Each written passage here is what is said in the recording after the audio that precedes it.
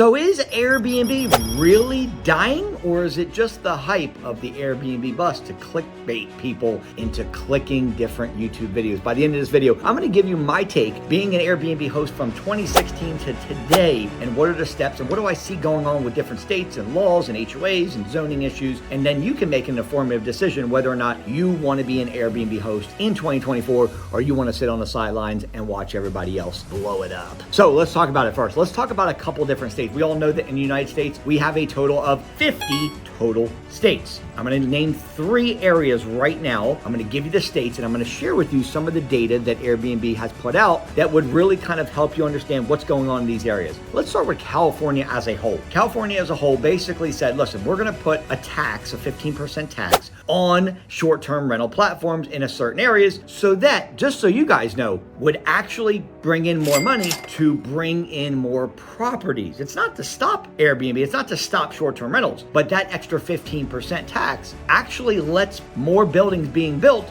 so that you can have more Airbnbs and so that the demand would actually come down slightly in the short term. And that's what the state of California did. Contrary to that, New York, the state, said, you know what? We're gonna ban short-term rentals. The city banned it. Unless you actually live in the property, they are allowing you to basically do house hacking, which is a fancy way of saying you live in the property and you can rent out a couple rooms to some guests that come in. Other than that, you're not allowed to do short-term rentals. You can do midterm, so that's 30 days or more. Okay, they're trying to keep down the short-term rentals so that the housing market, where people are just trying to rent for their family, there's not a shortage because investors are coming in and purchasing or renting all these properties to put on short-term rental platforms. So contrary to California, New York basically said, no, California actually raised not for the purpose of depleting short terms, but actually bringing in more money to build more properties. Third one is actually Las Vegas, Nevada. Now, Las Vegas, Nevada has a very tricky thing there because the tourism is one of the highest tourism in the country because of the strip of Las Vegas Strip. That being said, what Las Vegas said is, we don't want people doing Airbnbs right here in this area because that's going to take the money away from the casinos and the hotels and people staying right there where somebody could go to obviously a lot cheaper and go stay in an Airbnb, okay? Now, I just gave you 3 total states, right? California, New York, Nevada. Now, there's a total of 50 states. When you talk about an Airbnb bust, when you talk about, is this thing going down? Is Airbnb dying? Let's look at the facts. There's 50 states, 3 of them, and I just gave you 3 states in total. Now, what I'm telling you is that some of those states, okay, still allow Airbnb or short-term rentals. So in reality, there's 20,000 cities. If really only 3 or 4 cities basically said no, you still got, 19,990, whatever it is, okay? So in totality, the reality is this. Most states are still very, very good for short-term rentals and Airbnb. So here's one thing that I can see that is going to affect Airbnb hosts, myself, and if you're watching this because you're looking to get into Airbnb, I can tell you that one thing, actually 2, are things that I think need to be addressed, and that is the fees are outrageous. These Airbnb hosts are putting on cleaning, okay? Until you learn, and at the end of this video, I'm gonna show you how to optimize that, but until you learn how to regulate your cleaning, people are coming into Airbnb and say, I'm not paying that crazy fee to stay at someone's place. You understand with hotels, you don't pay a cleaning fee? Think about the difference. You come to an Airbnb and the cleaning fee is tacked onto the price. Now, in reality, if it's a daily rate plus a cleaning fee is what the people that are coming to stay at your place are actually paying, sometimes that's a lot cheaper than getting multiple hotel rooms for different families. So if you're traveling with a group of 5-6 people, 2 kids, husband, wife, you're gonna have to get 2-3 rooms, right? With an Airbnb, the whole family can stay in one place. They only pay 1 cleaning fee for the whole stay. It's not a big deal. But the point is that what hosts are doing now, because cleaners are actually raising their prices and they're not doing it for cheap anymore, now the guests that are staying there are saying, I don't want to pay this outrageous $300 fee to stay in an Airbnb. That's number 1. Number 2 is this outrageous list that some of these Airbnb hosts are putting for their guests to stay there for them to do before they leave the property. Do the dishes, take out the trash, wipe the countertops, vacuum the floors. Nobody wants to come on vacation and then have to do all this work before they leave. I'm gonna give you a solution for both of these in a second and how I really think that it'll help you as coming into the business, or if you're an Airbnb host already, and some of the things you can do to actually optimize these 2 things. Because I think it's gonna really, if it continues to get worse, the scale is just gonna get worse, increase increasing price of cleaning, more laundry list of things, and obviously people are just going to say absolutely not. They're going to go back to hotels. So let's go back to excessive cleaning. One of the things that we optimized was we started our own cleaning company. And the reason for this was because the cleaners, third-party companies, were charging outrageous fees. For example, on a 3-bedroom, 2-bath, we were getting charged about $250 per clean. I want you to do the math here so you can see the money that you can save by doing it the way I'm doing it. The first thing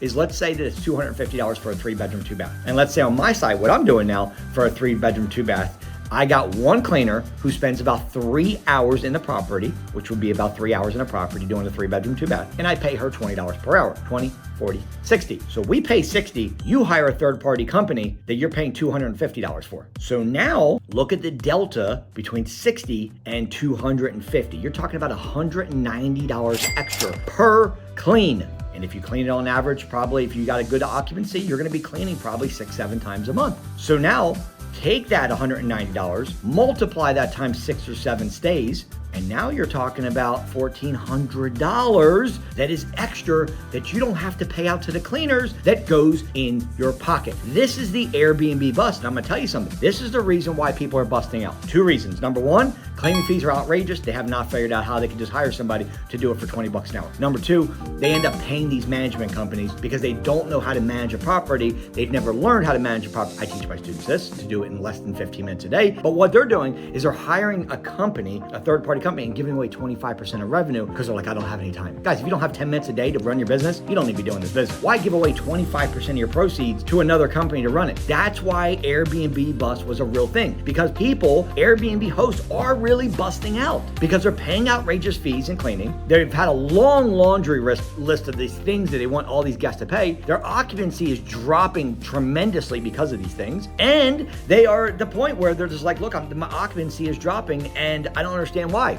You're paying excess fees, crazy excess fees for the cleaning. And now you're paying 25% towards a management company. There's no profit. Why would I get into business and pay these outrageous fees for cleaning for a third-party company and pay 25% to a management company when I can do it all myself, hire somebody for 20 bucks an hour to clean a property, manage yourself any amount of properties, whether you have 1 or 50 properties, the management is probably 10 to 15 minutes a day when I show you how to automate it. And you're talking about saving, and pocketing all those cleaning fees times 190 bucks. So if you're not doing this, guys, this is the reason why you're getting hosed in Airbnb. This is what I teach my students. That's the solution, guys. Don't hire a management company. Don't worry about your fees. Try to get somebody to help you clean for 20 bucks an hour. I will help you with this. I've trained cleaners. I've had a cleaning company for about 15 years now, family owned. Absolutely crushes you in Airbnb when you do it this way, okay? You save a lot of money, hands down, no question. And the next thing is saturation. And so you hear a lot of people saying, I don't know if I'm gonna get enough guests. Here's what you need to do. Let me give you some metrics. Saturation is basically where there's a massive supply of Airbnbs. So you got a lot of people Airbnbing and just not enough guests coming in, right? So if there's not enough guests coming in demand, then what happens is all the supply right here ends up being low occupancy. You end up lowering your occupancy because you guys are going into Atlanta, you're going to Chicago, you're going into Miami, you're going into Orlando that are so overpopulated with Airbnbs, and your occupancy drops because the amount of people that are coming in, they have to spread it between more properties. I'm gonna give you the metric right now. Saturation,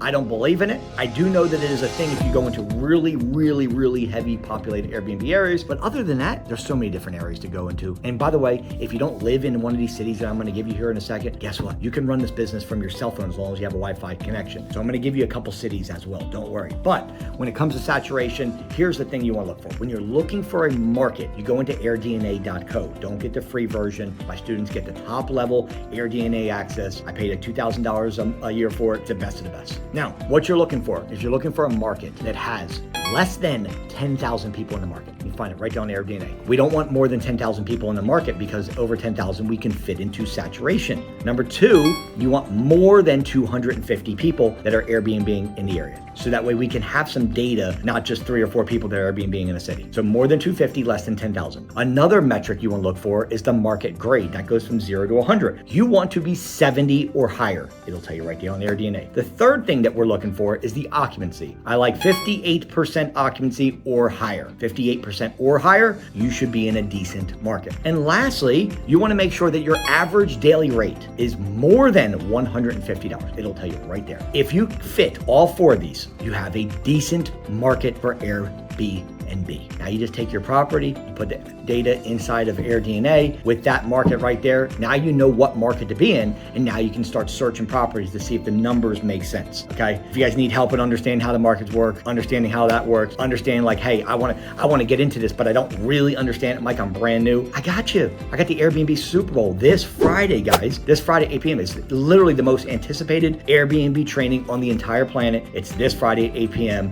You can head over to my TikTok, Investor Mike. There's a link right there. And I will post a link inside the description box where you guys can register for the training. Do not miss it. I don't care if it's your daughter's wedding. Do not miss this training. It's absolutely going to be epic. Every second of every minute is going to be power packed with value to help you guys understand how Airbnb arbitrage works. Arbitrage is a fancy way of saying we're not buying the property, we're just renting the property from a landlord, getting their permission to put it on Airbnb. That's it. Airbnb bust is not going anywhere. I'm going to tell you straight up, in my opinion, it ain't going anywhere for a very long time. I got back in 2016. It's now 2024. It's still crushing it. It probably is not going to go anywhere for the next, 15, 20 years. Get in the game now. Stop sitting on the sidelines, watching everybody else build a portfolio empire while you're sitting back going, hey, I wonder if it's going to be a bust. Stop. Take action. Figure the rest out later. And here's the thing. If I was brand new or if I was acquiring another property right now in an area, I'd want to be in Nashville. I would want to be in St. Augustine, Florida. I'd want to be in Jacksonville Beach, Florida. I'd want to be in Waco, Texas. I'd want to be in Sedona, Arizona. I'd want to be in Santa Clarita, California. These are areas that I would want to be in. I want you to think of warmer climates. Warmer climates do better in Airbnb, not the colder climates, okay? So that's the first thing. Try to be around the 4 H's, hills, hospitals, hotels, and H2O, meaning that any property that has a pool or hot tub will always do the best, okay? These are some things. I'm giving you guys the game so you can win the game, okay? If you need help at all, put the word Airbnb in comments. But what I want you to do is register for the Airbnb Super Bowl, which is this Friday, 8 p.m. Mark your calendar now. The link is in the description box. Also, follow me on TikTok at Investor Mike.